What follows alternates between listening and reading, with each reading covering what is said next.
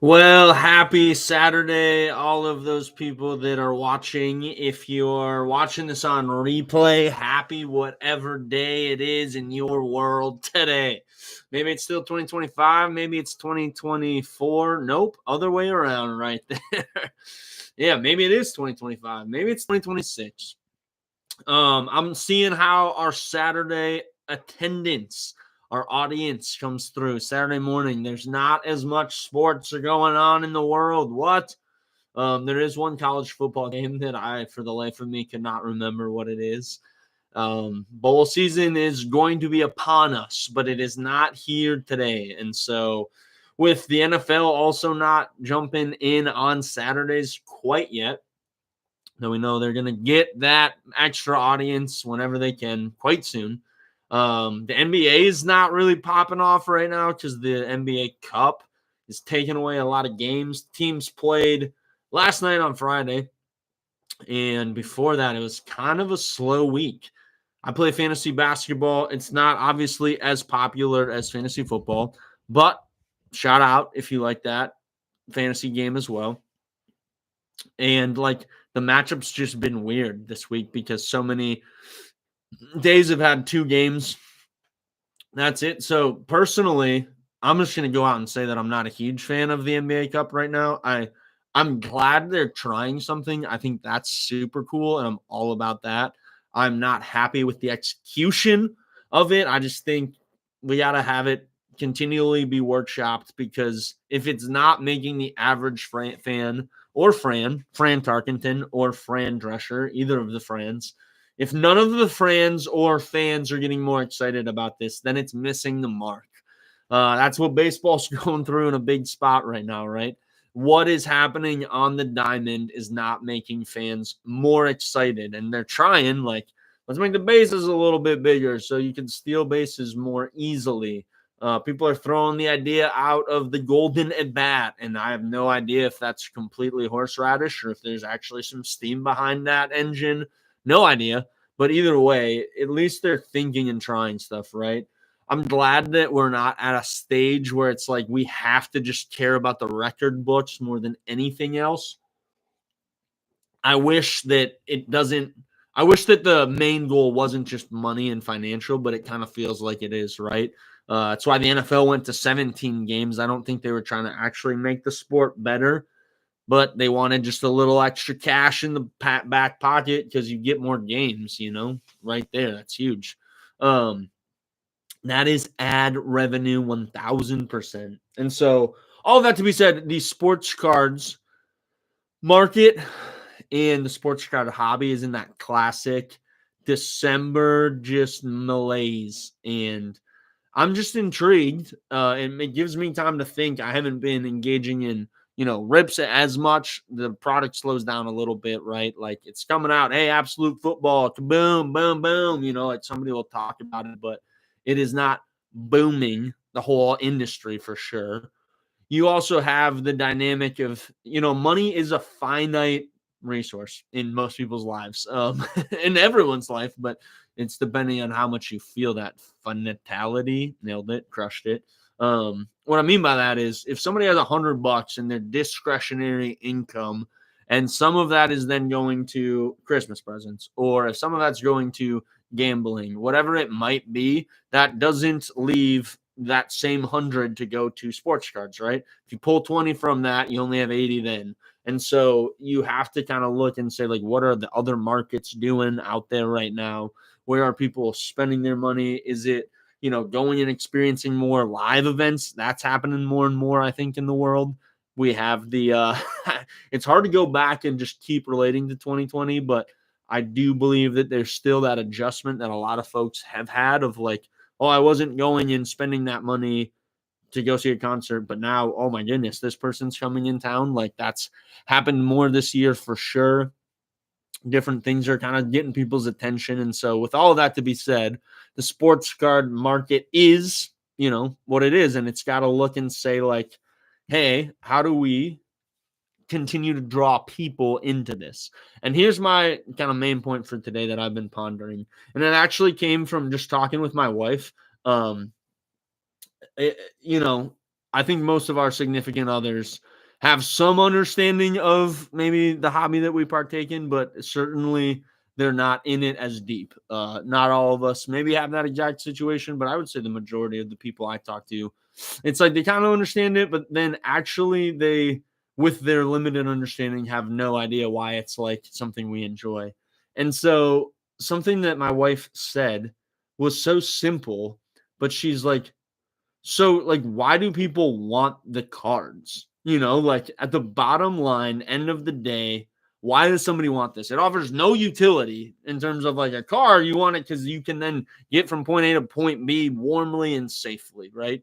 And so I was like, well, there's a couple reasons that somebody might want a card, right? And a lot of times it's, hey, I think this might be worth more in the future, right? I'm buying this with the idea that it might gain value, whether that's like in a month or in like 10 years. So like the financial component of it is obviously something that exists no matter what. With that though, like why does it have value? You can't just have it only be something that is assigned value kind of ethereally. There needs to be some more meat in the bone. So I was trying to say like, well, yeah, like there's a system that is in the card ecosystem where it's like, okay, there's the serial numbering, right? That then makes it more valuable because that is something that is more unique. And there's the, okay, this has licensing versus this one doesn't, or this card right here is made on chromium instead of paper, like there's all of these things. But then you kind of just sit there for a minute and you kind of get humbled and you go like, okay, but still all of that is only assigned value. And it could be completely flushed down the toilet if, dun, dun, dun, dun, dun, if there is no end user. That's the term that I've been thinking about this morning, is if there's no end user, what happens to the sports card hobby? Because, somebody goes to a card show, let's say, and they only buy a card. If they're the person that is like, I'm going to keep this Jason Tatum rookie card myself because I like it and I want it, whether it is going to be valuable or whether it has serial numbering, whether it is, prism or optic, whatever it is, like, I want this. They are innately looking at that purchase differently than anybody else who's just saying, yeah, I'm viewing this as an investment, right? You have to figure out in the sports card hobby how to have more end users. And that's something that I don't feel like I've heard Ruben talk about enough in the Fanatics takeover of it all. Because if you start getting more end users, then people aren't just like trying to get like, well, I'm going to get 80% of comps so that I can flip it for, 87% on eBay, whatever their like mode of sales would be. They would just be like, well, I want this card and this is the exact card I want. It's right here. And therefore I'm willing to pay this, right? I have this amount of discretionary income to be able to spend on that. What we currently have is more of this ecosystem of supply and demand. And really, like, the price is determined based on how much you can either like finagle or how much you're kind of a donkey and a sucker, right? Like, not trying to be rude, but if it's all about like you're thinking this is a valuable thing, then it's like, how much leverage do you have to be able to get a better price so that you could then sell it for a better price? Now, obviously, you could just like pick the right guy and the card just goes up in value, right? Certainly that happens. But I think if you're in this hobby long enough, you know that that's a little bit like not going to happen every time. What's up, Tyler Klatt? What is the average hold time for the cards people are trying to flip? It's a great question. We'll get on that. I'll try to wrap up this thought.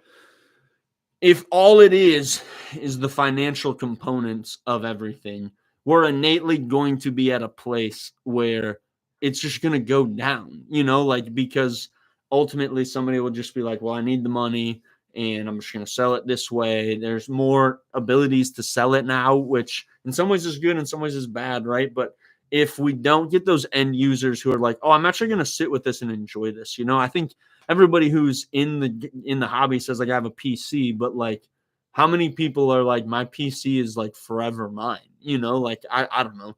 I enjoy, I have a Zion case. I like flipping through it. I like it being rotational. Like, yeah, I want these cards, but like ultimately, especially for me as a content creator, right? Like it's a dollar in, dollar out hobby. So it's like, if I want to make another video, like I have to open something and another video to open something, I got to sell something, right? So Tyler, your question's a great one. Let's sit on that. Average hold time for cards. We live in a short attention span world, my man. I would say most people do not even hold a card that they're going to flip for a year. I feel pretty confident on that. For an example, right? Who right now is thinking like, yeah, I could actually buy a card for not like next NFL season, but the following NFL season. We're at the stage where people are in the NFL world. If you were to be thinking about August, you're already like a step ahead because we're still in the like playoff push, right? So like Sammy Darnold got a little bit of a more bump, not as high as he was at the beginning of the season, but like people are like, all right, well, if the Vikings are actually legit and Darnold's actually their quarterback, he doesn't seem to get injured, like then maybe I should invest in him, right? But the next layer would be like, or I could go JJ McCarthy, right? And like he's going to be the guy in August, and I'm going to bank on that. I'm going to invest in that. Nobody is like, who's the dude in the fall of 2026 right now? So the highest level you could be going in that scenario was like 9 months. I don't think there's that. Now you could just be like, well, I'm going to buy Tom Brady, and I think in 20 years he's going to be more valuable. But that's not really a flip, right? Like I don't hear people talking about that type of an approach as a flip. That's more of the investment, right? And certainly you could flip it later, but like flip, I think entails some level of immediacy. Now there's folks who try to do much, much shorter than that, you know. I would say it's pretty hard to like execute it, right? So if right now it's like a good example. I mean, football, you still have a little bit of time, right? You could buy a card right now and get it Christmas time, right? Before the new year. You could then wait for week 1 of the playoffs, list it, whatever, move it, shake it, however you would handle it. And that's like the month. You know, that definitely happens. And I think more often than not, that strategy, if you employ it, you see that it has some shortcomings. Like it's just too hard to like nail that well enough to make it worth your while. I think the like real success comes when you're like, okay, you know, right now, if somebody's thinking NBA playoffs, right, that would be maybe more successful. Prospecting in baseball, right? This would be the time. Everybody's thinking free agency. So like Juan Soto, boom, there's the name. If you could go, all right, is Dylan Cruz going to really like get into the next superstardom next year?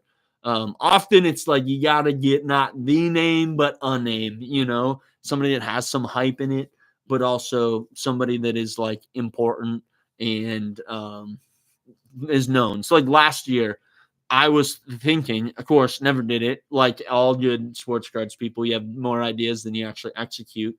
But like mid-season, like the Skeens conversation is just huge, right? Everyone's talking about it.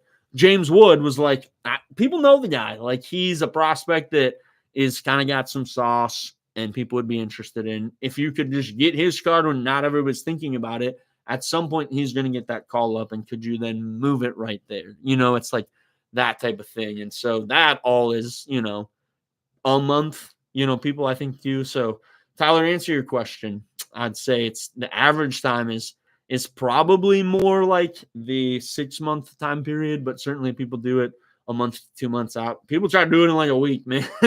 People try to do it at a show. Let's be honest. Like, yeah, I bought this card over at that table. Can you up me, you know, 10%, throw me an extra 20, whatever it might be.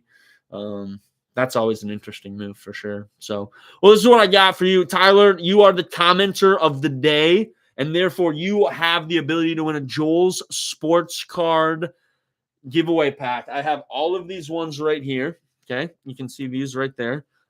They are containing, right here's the Packers one, right?